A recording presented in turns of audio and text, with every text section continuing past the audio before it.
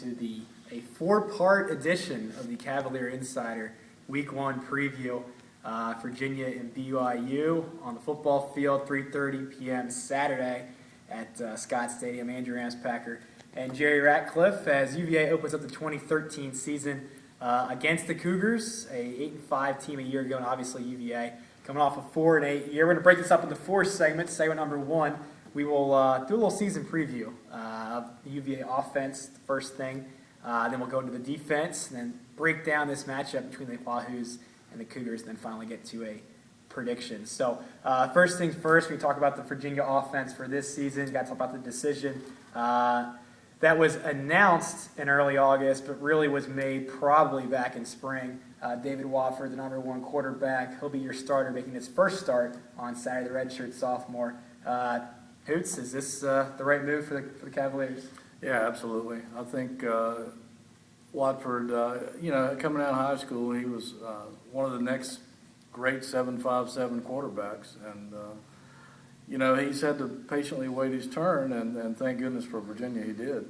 A lot of guys in his situation would have bolted by now in modern-day college football, having to sit out a year. But I think that the guy has unlimited potential. I'm curious to see how effective and accurate a passer he's going to be, because that was his weakness as a freshman, true freshman. But what I like about the guy is he's so mobile and so quick. He amazed me with some of his runs and scrambling ability as a freshman, and I think that is going to be his strength and perhaps the strength of the Virginia offense this year. Yeah, you bring up his scrambling ability and his the things he can do when the play breaks down. How often do you see the play breaking down this year? Because this is a Virginia offensive line that, the left side maybe as solid as they come in the ACC with veteran guys and Morgan Moses and Luke Belenko. The right side, you got a brand new starter in Jay Whitmire, right tackle. Right guard, Connor Davis, guy who's been in the mix, who started some games last season.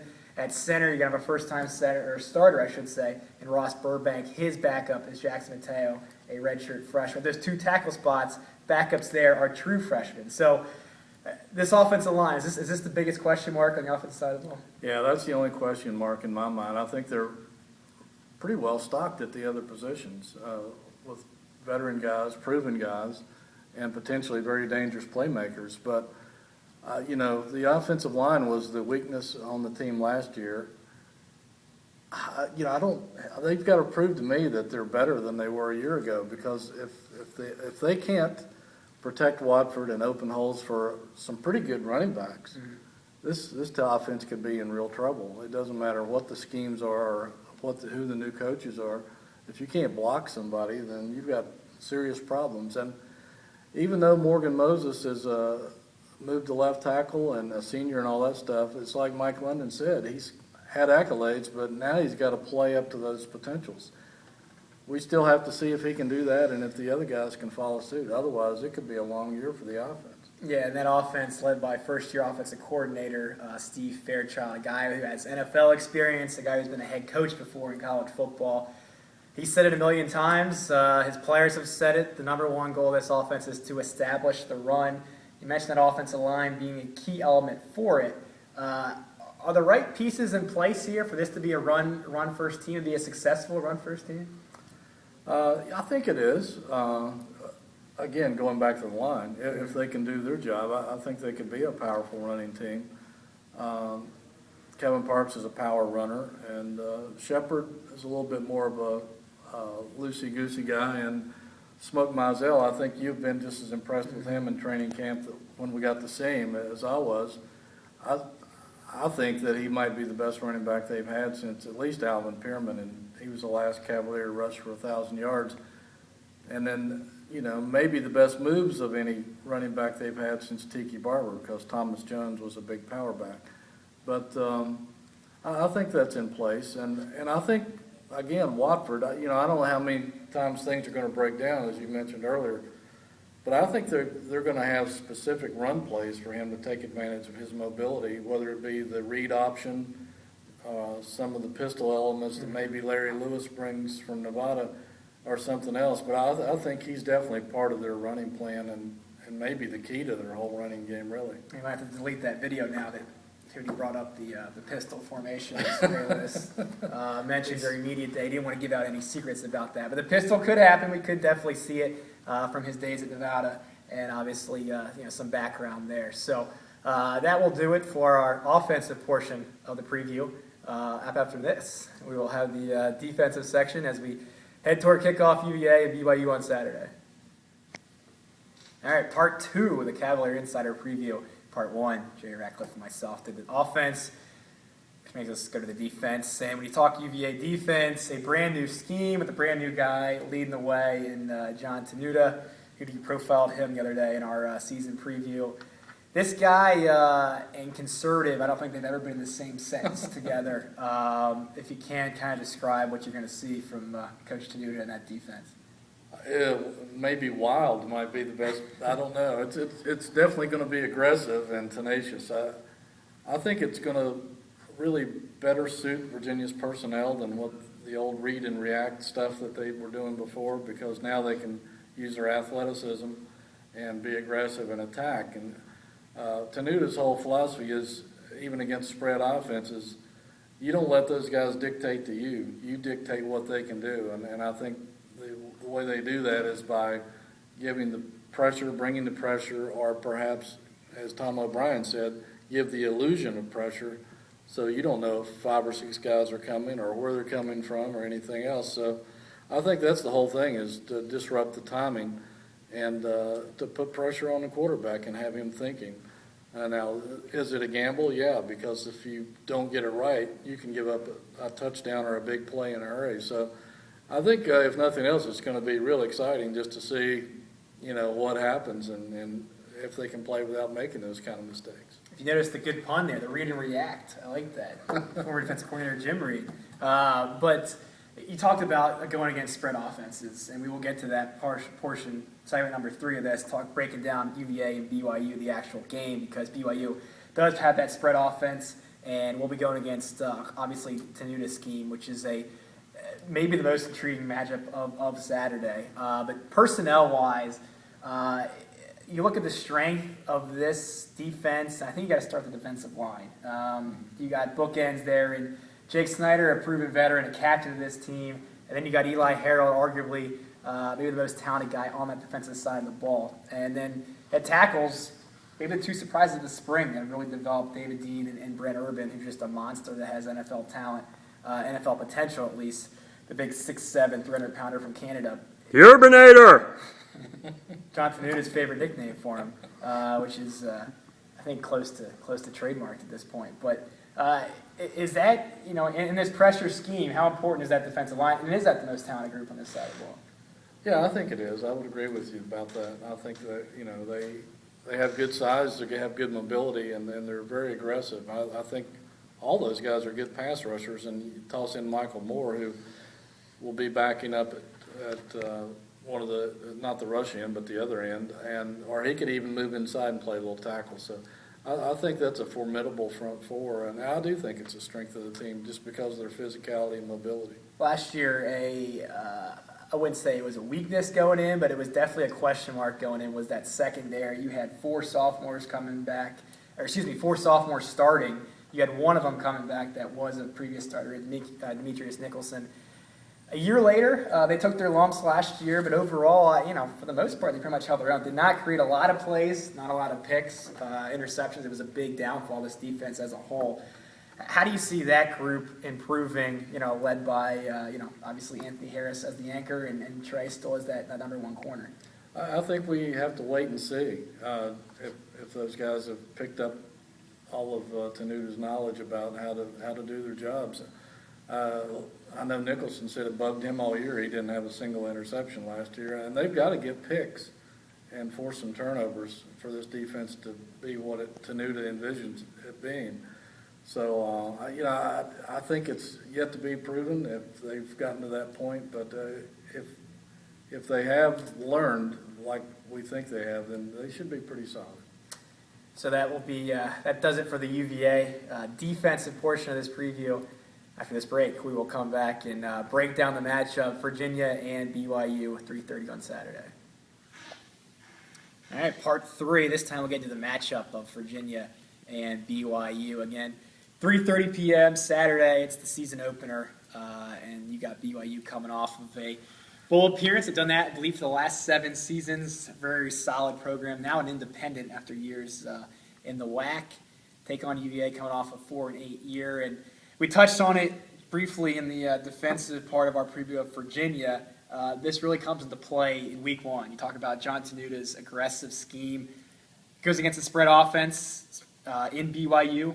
New offensive coordinator there. His second run at BYU. He was there from, I believe, 2005 to 2010.